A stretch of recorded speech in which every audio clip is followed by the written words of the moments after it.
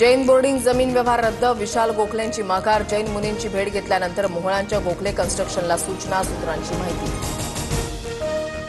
Jain boarding प्रकरणामध्ये धर्मादाय आयुक्तांनी 230 कोटी गोठवले. प्रक्रिया पूर्ण होईपर्यंत ट्रस्टींना 230 कोटी काढता येणार नाहीत, धर्मादाय आयुक्तांचे निर्देश. मेल पाठवला असला तरी भरोसा नाही, व्यवहार रद्द होत नाही तोवर शांत बसणार नाही. ट्रस्टीज पळून गेले. मोहोळ स्थायी समितीमध्ये गेल्यावर विशाल गोखलेंची संपत्ती वाढली, रवींद्र धंगेकरांचा आरोप.